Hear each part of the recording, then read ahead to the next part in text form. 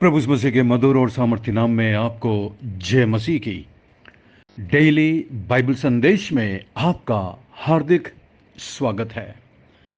आज 23 जुलाई है और परमेश्वर को धन्यवाद कि उसने हमें फिर से एक नया दिन दिया है, एक नया सवेरा दिया है, ताकि हम अपने जीवन के चाल चलन, सोच विचार और आचरण के द्वारा उस परमेश्वर को महिमा दें जिसने हमें ये आज की जिंदगी दी है।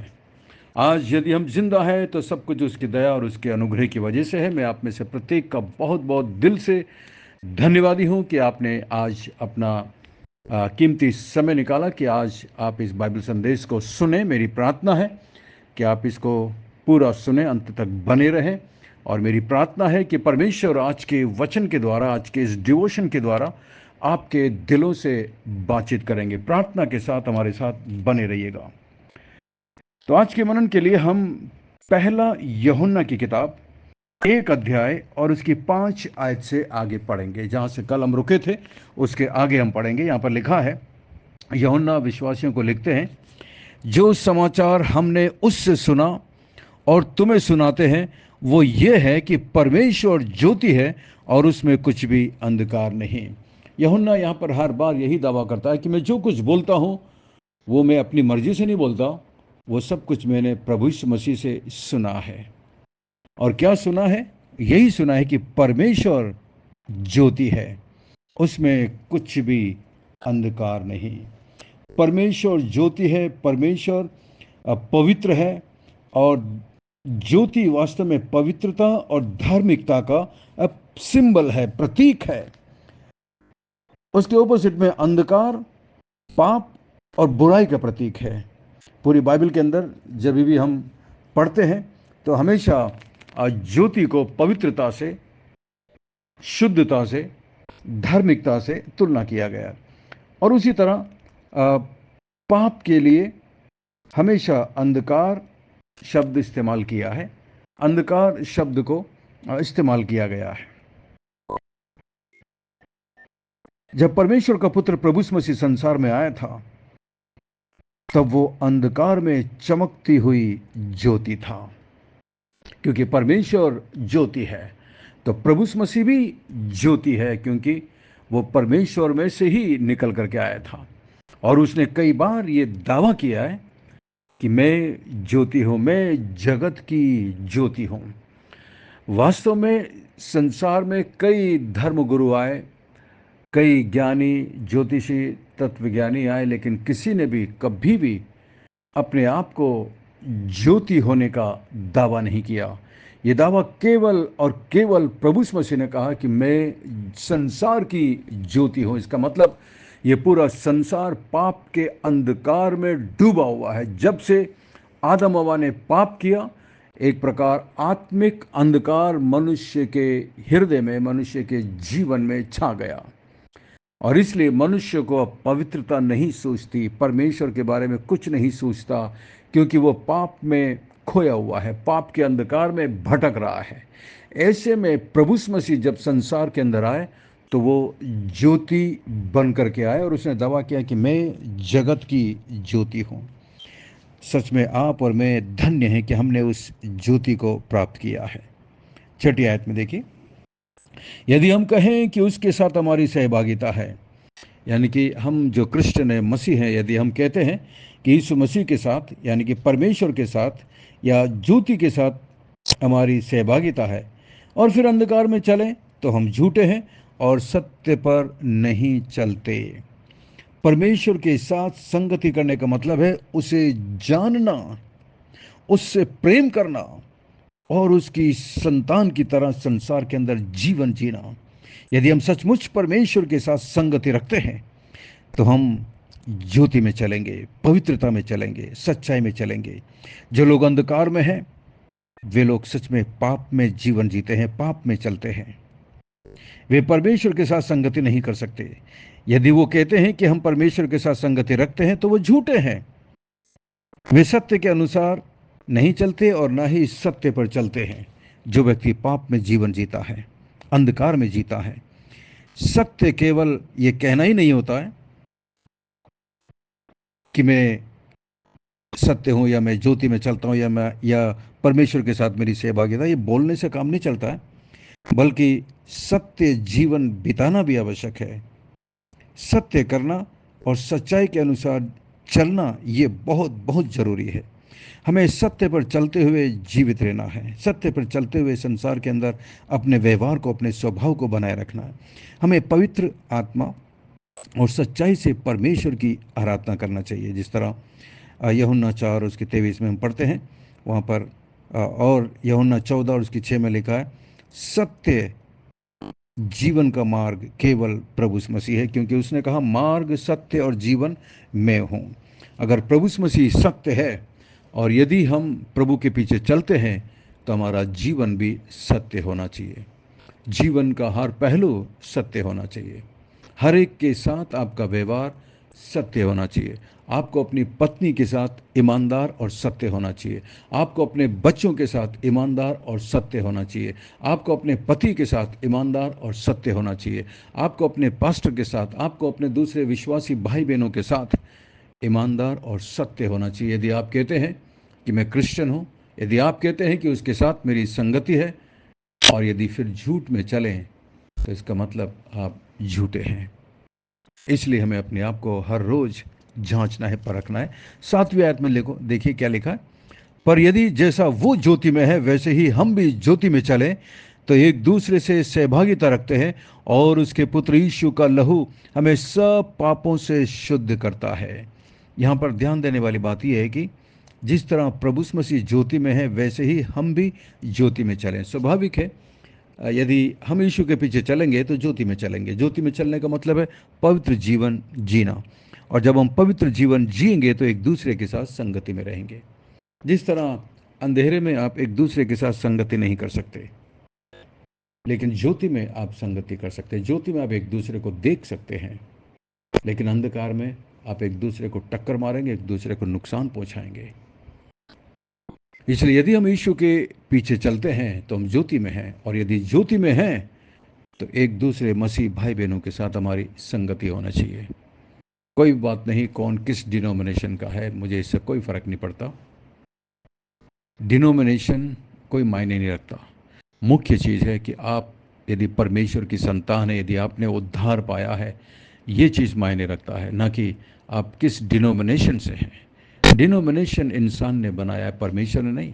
हमारे पास एक बाइबल है, एक शिक्षा है, एक पवित्र आत्मा है, एक प्रभु है, एक परमेश्वर है, एक चर्च है, एक बाइबल, एक पवित्र आत्मा है।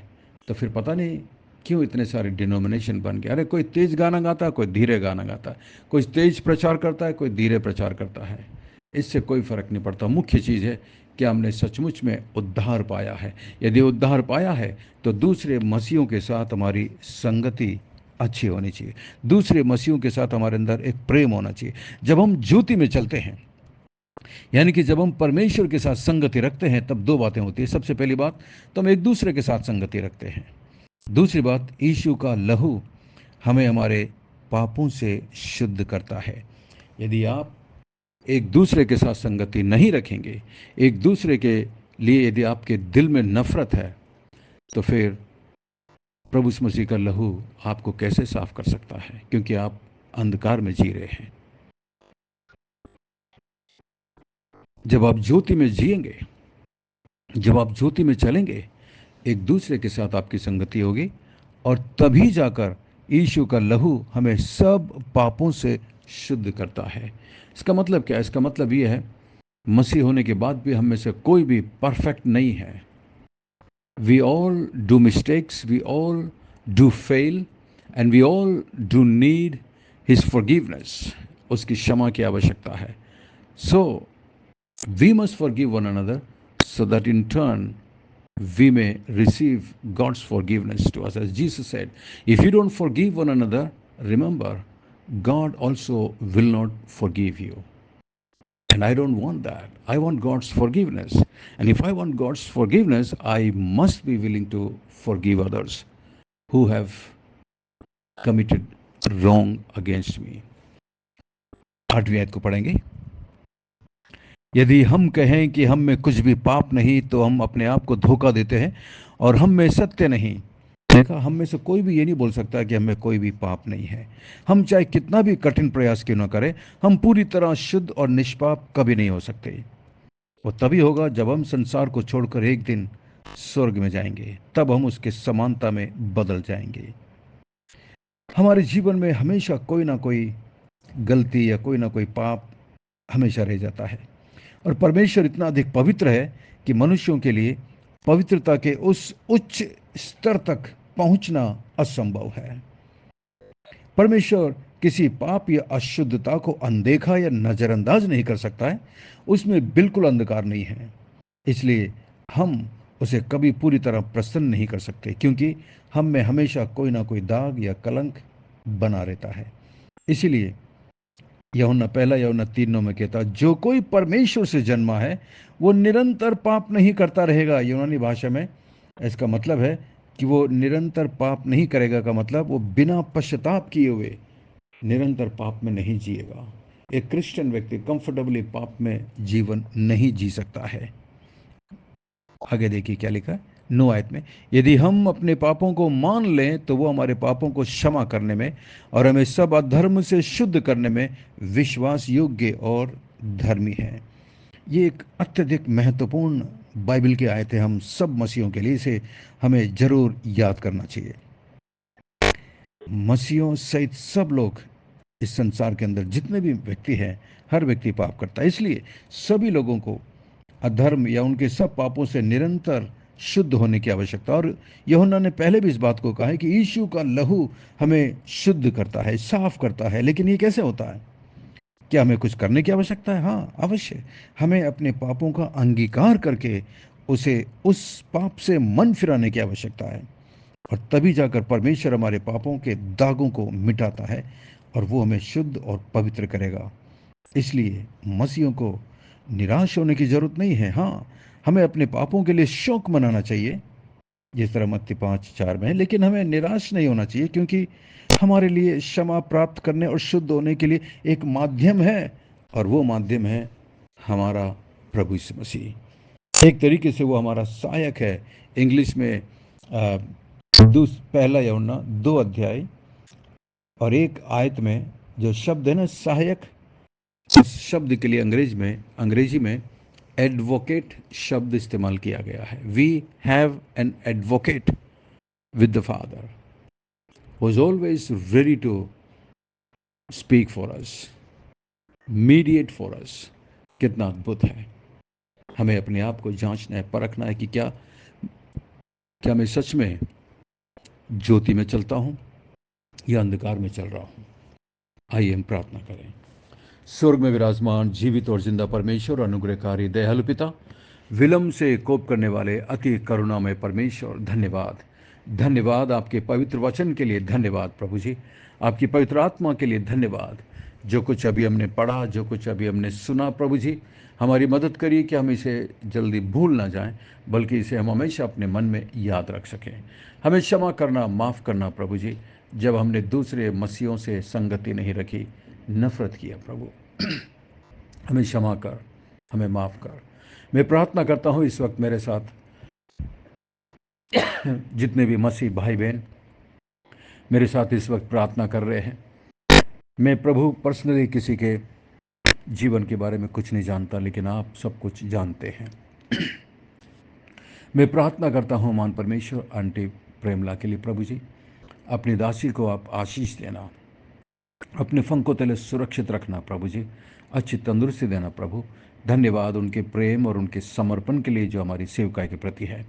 मैं प्रार्थना करता हूँ आंटी आशा के लिए, आंटी गीता के लिए प्रभु जी, आप इन्हें भी आशीष देना, मदद करना और सहायता करना प्रभु जी, क्योंकि आपके लिए कुछ भी मुश्किल नहीं है। मैं प्रार्थना करता हूँ मान परमेश्वर सिस्टर रियोना के लिए, उनके परिवार के लिए मैं प्रार्थना करता हूँ, उनकी सारी आवश्यकताएं आपके स्वर्गीय भंडार से पूरा हो सके। मैं प्रार्थना करता हूँ मान परमेश्वर, जो लोग इस ग्रुप में बीमार हैं, जो इस वक्त प्रभु मेरे साथ प्रार्थना में झुके हुए हैं प्रभु जी, आप उनकी प्रार्थना को सुन लीजिए, उनकी प्रार्थना का जवाब दीजिए मान परमेश्वर। आपके लिए कुछ भी मुश्किल नहीं है। अनुग्रहकारी दयालु पिता, धन्यवाद धन्यवाद धन्यवाद प्रभु। आप प्रार्थना के सुनने वाले परमेश्वर हैं, प्रार्थना का जवाब देने वाले परमेश्वर हैं। धन्यवाद धन्यवाद प्रभु, धन्यवाद। मैं प्रार्थना करता हूँ मान परमेश्वर हमारे चर्च के सभी नए विश्वासियों के लिए जो निरंतर हमारे चर्च में आ रहे हैं प्रभु, वो आपके अनुग्रह, आपके ज्ञान में निरंतर बढ़ते जा सकें प्रभु जी, क्योंकि आपके लिए कुछ भी मुश्किल नहीं है। मैं प्रार्थना करता हूँ मान परमेश्वर, शामो गांव से हमारे जितने भी विश्वासी आते हैं बाबा, और उनके पूरे परिवार पर अपनी कृपा, अपनी दया, अनुग्रह बनाए रखना प्रभु जी। मैं प्रार्थना करता हूँ भाई बंटी के लिए, आप उन पर भी अनुग्रह और दया करना। उनकी वाइफ के लिए भी मैं प्रार्थना करता हूँ प्रभु जी, पिछले दिनों में वो भी बीमार थी प्रभु जी, आप उन्हें चंगाई देना, स्वस्थ करना मान परमेश्वर। मैं प्रार्थना करता हूँ मान परमेश्वर सिस्टर सुनीता के लिए, उनके परिवार के लिए प्रभु जी, आपकी आशीष, आपकी दया निरंतर बनी रहे। सिस्टर एलिजाबेथ के लिए भी प्रार्थना करते हैं प्रभु जी, आप उन पर भी अपनी कृपा, अपनी दया बनाए रखना मान परमेश्वर। आपके लिए कुछ भी मुश्किल नहीं है मान प्रभु। मैं प्रार्थना करता हूँ मान परमेश्वर सिस्टर बीना के लिए प्रभु जी, सिस्टर बीना लॉन्गमैन के लिए मान परमेश्वर, देहरादून में आप उनकी भी रक्षा करना, मदद करना प्रभु, उनके बच्चों को आशीष देना मान परमेश्वर, उन बच्चों के जीवन में आपकी योजना पूरी हो सके मान परमेश्वर। सिस्टर एंडिरा के लिए प्रार्थना करते हैं प्रभु, उनके बच्चे के लिए, उनके हस्बैंड के लिए मैं प्रार्थना करता हूँ, आपकी दया, आपकी कृपा उन पर बनी रहे। प्रार्थना करते हैं सिस्टर दमयंती के लिए प्रभु जी, आप उन्हें भी आशीष देना, उनके परिवार को आशीष देना। मैं प्रार्थना करता हूँ मान परमेश्वर सिस्टर बहनों के लिए मान परमेश्वर, सिस्टर प्रिया के लिए प्रभु जी, सिस्टर शोभा के लिए प्रभु, इन सब पर आपकी आशीष, आपकी कृपा, आपकी दया निरंतर बनी रहे। मैं प्रार्थना करता हूँ राहुल के पिताजी के लिए प्रभु जी, वो उद्धार के निश्चय में आ सके। धन्यवाद, आपने प्रार्थना सुनकर उन्हें अच्छा किया, स्वस्थ किया, इसके लिए हम आपका धन्यवाद करते हैं। प्रार्थना के सुनने वाले परमेश्वर, सर्वशक्तिमान प्रभु, अनुग्रहकारी दयालु पिता, धन्यवाद। मैं प्रार्थना करता हूँ सिस्टर सिंथिया के लिए प्रभु जी, उनके परिवार के लिए मैं प्रार्थना करता हूँ, उनके परिवार पर आपकी दया, आपकी कृपा, आपकी अनुग्रह निरंतर बना रहे मान परमेश्वर। धन्यवाद, धन्यवाद, धन्यवाद प्रभु। हमारी विनती प्रार्थना को सुनकर जवाब देने के लिए धन्यवाद। सब कुछ यीशु मसीह के मीठे महापवित्र नाम से मांगते हैं, आमीन, आमीन। बहुत बहुत धन्यवाद हमारे साथ बने रहने के लिए। मैं आशा करता हूँ आज के संदेश के द्वारा परमेश्वर ने आपके दिलों से बातचीत की है। यदि आप आशीषित हुए हैं तो हमें ज़रूर लिखकर बताइएगा, और इस संदेश को अपने दूसरे मसीह दोस्त भाई बहनों के साथ शेयर करिएगा। अंत में एक सवाल है, क्या आपने पहला यूहन्ना 1 और उसकी 9 आयत को कभी याद किया है? यदि नहीं किया है तो कृपया समय निकालकर इस आयत को जरूर जरूर याद करिएगा। परमेश्वर आपको बहुत बहुत आशीष दे। Thank you, God bless you and we love you. Have a great day and take care of yourself. अपना ख्याल रखिएगा।